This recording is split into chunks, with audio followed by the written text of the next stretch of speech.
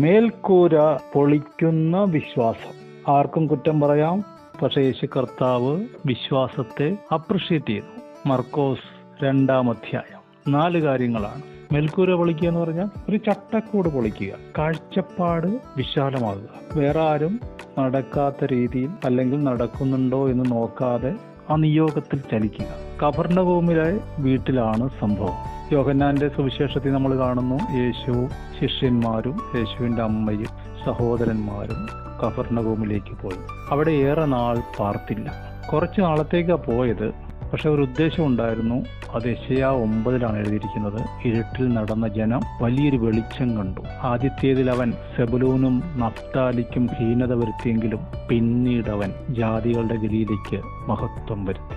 അപ്പോൾ ഗലീലയ്ക്ക്, ജാതികളുടെ ഗലീല എന്ന് പറഞ്ഞാൽ സമ്മിശ്ര ജാതി ജീവിക്കുന്ന ഒരു സമൂഹത്തിന് വെളിച്ചം കൊടുക്കാൻ കർത്താവ് മാത്രമേ ഉള്ളൂ, അന്നും ഇന്നും. കാരണം ശാസ്ത്രം, മതം, ചട്ടങ്ങൾ, ആചാരങ്ങൾ മനുഷ്യന് ഒരു ലിമിറ്റ് വെച്ചിരിക്കുക. അവിടെയാണ് യേശു കർത്താവ് വരുന്നത്. യേശു കർത്താവ് ആ വീട്ടിലുണ്ടെന്നറിഞ്ഞ് 4 പേര് ഒരു തളർവാദ രോഗിയായിട്ട് വരുന്നു. നമുക്ക് എല്ലാവർക്കും സുപരിചിതമാണ്. അപ്പൊ ഈ മനുഷ്യനെ അകത്ത് കൊണ്ടുപോകാൻ പറ്റുന്നില്ല, വാതിൽക്കൽ പോലും ഇടവില്ല. അപ്പം വീടിന്റെ മേൽക്കൂര പൊളിച്ച് താഴത്തേക്ക് ഇറക്കി എന്ന് പറയാനും വായിക്കാനും എളുപ്പമാണ്. പ്രാക്ടിക്കലി അത് വളരെ ബുദ്ധിമുട്ടാണ്. പിന്നെ നമുക്ക് എളുപ്പത്തിൽ ചിന്തിക്കാവുന്നത് പൊക്കം കുറഞ്ഞൊരു വീടാണെന്നുള്ള കൺസെപ്റ്റിലേക്ക് വരാം. അതിനാണ് ഏറ്റവും സാധ്യത. സാധാരണ നമ്മുടെ വീടുകൾക്കൊക്കെ 10 അടിയാണ് മേൽക്കൂര. പഴയ വീടുകൾക്ക് 12 അടിയും 14 അടിയും ഉണ്ട്. ഇപ്പോൾ സിറ്റികളിലെ ഫ്ലാറ്റിലേക്ക് എന്നാൽ അത് 8 അടിയും 7.5 അടിയായിട്ട് കുറഞ്ഞു. കാരണം 24 നില 40 നിലയൊക്കെയാണ് അവർ വെക്കുന്നത്. പിന്നെ 10 അടിയുടെയും 12 അടിയുടെ അവിടെയും കിട്ടും, ഡബിൾ പേയ്മെന്റ് കൊടുക്കണം. അപ്പോൾ ഇവിടെ ഇവർക്ക് തളർവാദ രോഗിയായ ഒരുത്തനെ കട്ടിലോടുകൂടെ പിടിച്ചു കയറ്റാൻ പാകത്തിൽ പൊക്കം കുറവായൊരു വീടാണെന്ന് നമുക്ക് ഊഹിക്കാം. എന്തായാലും വേറെ ആരും ചിന്തിക്കാത്ത രീതിയിൽ അവർ ചിന്തിച്ചു. അതുകൊണ്ട് ഗുണമുണ്ടായി. കാണാൻ പറ്റാത്തൊരു സാധനം കണ്ടു. അത് വിശ്വാസമാണ്. വിശ്വാസം പ്രവൃത്തിയില്ലാതെ എങ്ങനെ കാണും? സഹോദരനെ സ്നേഹിക്കുന്നു എന്ന് നീ പറയുന്നു, കൊള്ളാം. ദൈവത്തെ വിശ്വസിക്കുന്നു എന്ന് പറയുന്നു, അതും കൊള്ളാം. പക്ഷെ കാണിക്കണ്ടേ? പ്രവൃത്തിയില്ലാത്ത വിശ്വാസം അത് ആത്മാവില്ലാത്ത ശരീരം പോലെയാണ്. അപ്പൊ ഇവരുടെ കാഴ്ചപ്പാട് മാറി. ചട്ടക്കൂട് പൊളിച്ചു. മാറ്റുവിൻ ചട്ടങ്ങളെ, അല്ലെങ്കിൽ അത് മാറ്റും നിങ്ങളെ എന്ന് കവിതയും സാഹിത്യവും മുദ്രാവാക്യമൊക്കെ വന്നത് ക്രിസ്തുവിൽ നിന്നാണ്. കാരണം ഇത് 2000 വർഷങ്ങൾക്ക് മുമ്പുള്ള സത്യമാണ്. ഈ മുദ്രാവാക്യം നമ്മൾ കേട്ടത് അധികം നാളായില്ല. ഇവിടെ മർക്കോസിന്റെ സുവിശേഷത്തിൽ നമ്മൾ 4 മേഖല കാണുകയാണ്. ഒന്ന്, പാപമോചനം. പാപം മോചിച്ചിരിക്കുന്നു എന്ന് പറയുമ്പോൾ അവിടെ ഇരിക്കുന്ന ശാസ്ത്രിമാർ ഉള്ളിൽ ചിന്തിക്കുകയാണ്, ഇവൻ ദൈവദൂഷണമാണ് പറയുന്നത്. കാരണം പാപങ്ങളെ ക്ഷമിക്കാൻ ദൈവത്തിനല്ലാതെ ആർക്കാണ് അധികാരമുള്ളത്? നല്ലതോട്ടല്ലേ, അവർ ദൈവത്തിന്റെ മാനം നോക്കുന്ന ആൾക്കാരല്ലേ. എന്നിട്ടെന്താ ഉള്ളി പറയുന്നത്, പുറത്ത് പറയാത്തത്? കാരണം പുറത്ത് പറഞ്ഞാൽ ചിലപ്പോൾ രക്ഷപ്പെട്ടു പോകും. അത് കാരണം എല്ലാവരും ഉള്ളി പറഞ്ഞുകൊണ്ടിരിക്കും. പുറത്ത് പറയുന്നവരൊക്കെ ഉള്ളി പറയുന്നവരെക്കാൾ നല്ലവരാണ്. ശാസ്ത്രിമാർ ഉള്ളിൽ പറഞ്ഞു. യേശു അത് അറിഞ്ഞിട്ട് പറഞ്ഞു, ഭൂമിയിൽ മനുഷ്യപുത്രന് പാപങ്ങളെ മോചിക്കാൻ അധികാരമുണ്ട്. അവൻ സൗഖ്യമാക്കി. തളർവാദ രോഗിയോട് എഴുന്നേറ്റ് കിടക്കെടുത്ത് നടക്കുക എന്ന് പറഞ്ഞു. അവൻ നടന്നു. അതിന്റെ ഫലം നമ്മൾ കണ്ടു. ഔട്ട്കം എന്താണ്? എല്ലാവരും ദൈവത്തിന് മഹത്വം കൊടുത്തു. കണ്ട, അപ്പൊ പാപങ്ങളെ മോചിക്കാൻ ദൈവത്തിനാണ് അധികാരമെന്ന് ഒരുത്തൻ പറയുമ്പോൾ ദൈവമഹത്വമാണ് അന്വേഷിക്കുന്നതെങ്കിൽ നോക്കിക്ക്, ദൈവമഹത്വം നടന്നു. പ്രമാണം തന്നിട്ട് പാലിക്കാൻ പറ്റിയില്ലെങ്കിലും അതിലൂടെ പഠിക്കാൻ പറ്റിയൊരു കാര്യമുണ്ട്. അത് മറ്റുള്ളവരോട് കരുണ കാണിക്കുക എന്നുള്ളതാണ്. നിനക്ക് പാലിക്കാൻ പറ്റുന്നില്ലല്ലോ, പൂർണ്ണനാകാൻ പറ്റുന്നില്ലല്ലോ. അപ്പൊ പൂർണ്ണനാകാത്ത മനുഷ്യരോട് കരുണ കാണിക്കാൻ പറ്റില്ലേ? അവരോട് ക്ഷമിക്കാൻ പറ്റില്ലേ? അവരോട് ക്ഷമിക്കണമെന്ന് പ്രാർത്ഥിക്കാൻ പറ്റില്ലേ? അപ്പോൾ പാപമോചനം കൊടുക്കാൻ നിനക്ക് അധികാരമില്ലേ? കണ്ടോ, ഒരു മനുഷ്യന്റെ നിലവാരം മാറുന്നത്, അവന്റെ ചട്ടക്കൂട് പൊളിയുന്നത്, മതം വെച്ചിരിക്കുന്ന, പ്രമാണം വെച്ചിരിക്കുന്ന മേൽക്കൂര പൊളിഞ്ഞു മാറിയിട്ട് വലിയൊരു വെളിച്ചം കാണുന്നത്. ഇരുട്ടിൽ നടന്ന ജനം വലിയൊരു വെളിച്ചം കണ്ടു. മരണത്തിന്റെ ദേശത്തും നിഴലിൽ ഇരുന്നവർക്ക് വലിയ പ്രകാശം ഉദിച്ചു. അതെന്താണ്? മറ്റുള്ളവരോട് ക്ഷമിക്കുക എന്നുള്ളതാണ്. അതുവഴി ദൈവത്തിന് മഹത്വം കൊടുക്കുക എന്നുള്ളതാണ്. രണ്ടാമത് നമ്മൾ കാണുന്നത് കൂട്ടായ്മയാണ്.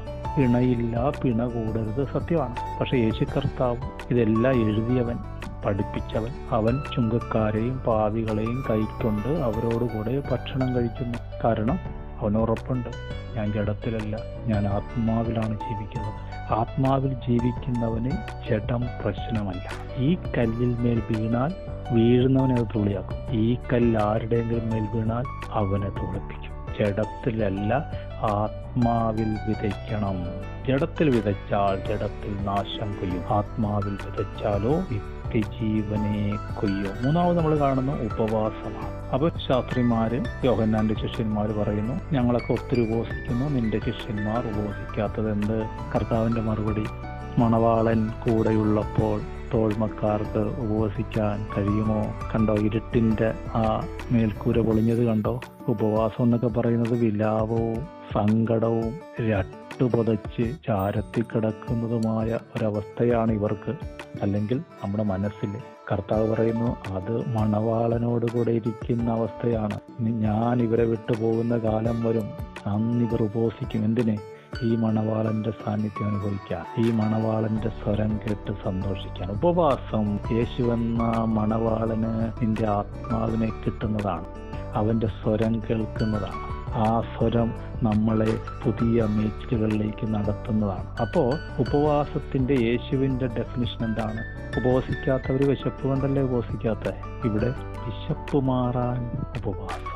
എന്തൊക്കെ വിശപ്പാണുള്ളത്? ആ വിശപ്പെല്ലാം മാറാൻ ഉപവാസം, മണവാളന്റെ സാന്നിധ്യം, അരുളപ്പാട്. പിന്നെ നമ്മൾ കാണുന്നത് ശബത്താണ്. ശബത്തിൽ അവർ വിളഭൂമിയിൽ കൂടി പോയി, അവർ കതിർ പറിച്ചു തിന്നു. ഉടനെ ചോദ്യം വന്നു, പരീശന്മാർ ചോദിച്ചു, ഇവർ ശബത്തിൽ വിഹിതമല്ലാത്തത് ചെയ്യുന്നു. യേശുവിന്റെ മറുപടി, ദാവീദ് തനിക്കും കൂടെയുള്ളവർക്കും മുട്ടുണ്ടായി വിശന്നപ്പോൾ ചെയ്തത് എന്ത്? പുരോഹിതന്മാർക്കല്ലാതെ ആർക്കും തിന്നാൻ വിഹിതമല്ലാത്ത കാഴ്ചയപ്പം തിന്നു, കൂടെയുള്ളവർക്കും കൊടുത്തു. എന്താ അതിൻ്റെ അർത്ഥം? നിങ്ങൾ ഇപ്പം ഈ കതിർ പറിച്ച് തിന്നുന്ന എൻ്റെ ശിഷ്യന്മാരെ കണ്ടുള്ളൂ. ശബത്തിൽ നിങ്ങൾ ചെയ്യുന്നില്ല, സമ്മതിച്ചു. പക്ഷെ ഇന്നലെ രാത്രി ഇവർ വല്ലതും കഴിച്ചോ എന്ന് നിങ്ങൾ അറിഞ്ഞോ? മിനിഞ്ഞാന്ന് ഇവർ വല്ലതും കഴിച്ചോ എന്ന് നിങ്ങൾ തിരക്കിയില്ല. ദാവീദ് വിശന്നപ്പോൾ അത് കഴിച്ചു. ശബത്ത് മനുഷ്യർക്ക് വേണ്ടിയാണ്, മനുഷ്യന് ശബത്തിന് വേണ്ടിയല്ല. അർത്ഥം, കരുണ ഞാൻ ആഗ്രഹിക്കുന്നു. കരുണയാണ് മനുഷ്യനുള്ള ശബത്ത്. ഒരു ശബത്ത് അനുഭവത്തിൽ ജീവിക്കാൻ ആഗ്രഹിക്കുന്നു. ദൈവജനത്തിനൊരു ശബത്ത് അനുഭവമുണ്ട്. ദൈവത്തിന്റെ വിശ്രമം നിന്റെ ജീവിതത്തിൽ വേണം. നിന്റെ കൂടാരത്തിൽ കർത്താവിന്റെ സമാധാനം വേണമെങ്കിൽ, നിന്റെ തലമുറകളുടെ സമാധാനം നീ കാണണമെങ്കിൽ കരുണ പ്രാക്ടീസ് ചെയ്യുക. കരുണ എന്ന കാഴ്ചപ്പാടിലൂടെ കാണുക. നിയമത്തിന്റെ മേൽക്കൂര പൊളിച്ചു കളയുക. വിശന്നിട്ടാണ് അവൻ കഴിച്ചതെന്ന് ചിന്തിച്ചാൽ മതിയെന്ന്. അവൻ എൻ്റെ മകനെ പോലെയാണെന്ന് ചിന്തിച്ചാൽ മതിയെന്ന്. എൻ്റെ അപ്പനെ പോലെയാണെന്ന് ചിന്തിച്ചാൽ പ്രശ്നം തീർന്നു. കരുണ ന്യായവിധിയെ ജയിച്ച് പ്രശംസിക്കുന്നു. നമ്മുടെ എല്ലാവരുടെയും ജീവിതത്തിൽ വലിയിരുട്ടുണ്ടായിരുന്നു, മരണനിഴലിൻ്റെ ദേശത്തായിരുന്നു. പക്ഷേ കർത്താവായ യേശു ക്രിസ്തു നമ്മുടെ കുടുംബത്തിലേക്ക് വന്നു. നമ്മളെ മാത്രമല്ല, അവിശ്വാസികളായിരുന്ന നമ്മുടെ അപ്പനെയും അമ്മയെയും സഹോദരങ്ങളെയും ദൈവത്തോട് മറുതലിച്ചു കൊണ്ടിരുന്ന നമ്മുടെ ചാർച്ചക്കാരെയും അവൻ നോക്കാനിടയായി, കാണാനിടയായി, കൃപ തരാനിടയായി. പാപത്തിൻ്റെ മേൽക്കൂര, വിധിക്കുന്നതിൻ്റെ മേൽക്കൂര, കരുണയില്ലാത്ത ഹൃദയകാഠിന്യത്തിൻ്റെ മേൽക്കൂര, ചട്ടങ്ങളുടെ ഇരുട്ട് അവൻ മാറ്റി. പുതിയ ഒരു വെളിച്ചം, ജീവന്റെ വെളിച്ചം. അത് ബന്ധങ്ങളെ ഊഷ്മളമാക്കുന്നു. അത് നമ്മുടെ അടുത്തേക്ക് മറ്റുള്ളവർക്ക് ആക്സസ് കൊടുക്കുന്നു. നമുക്ക് ദൈവത്തിലേക്ക് ഒരു ആക്സസ്, പുതുവഴി തുറക്കുന്നു. ജീവിതം മനോഹരമാകും. ഇരുട്ടിൽ നിന്ന് വെളിച്ചത്തിലേക്ക്. എന്ത് വെളിച്ചത്തിലേക്ക്? അത്ഭുത വെളിച്ചത്തിലേക്ക്. യേശുവിൻ്റെ നാമത്തിൽ ഞാൻ അനുഗ്രഹിച്ച് പ്രാർത്ഥിക്കുന്നു. സ്വർഗം നിങ്ങൾക്ക് തുണ നിൽക്കട്ടെ. കർത്താവിൽ നിന്ന് നിങ്ങൾക്ക് കരുണ ലഭിക്കട്ടെ.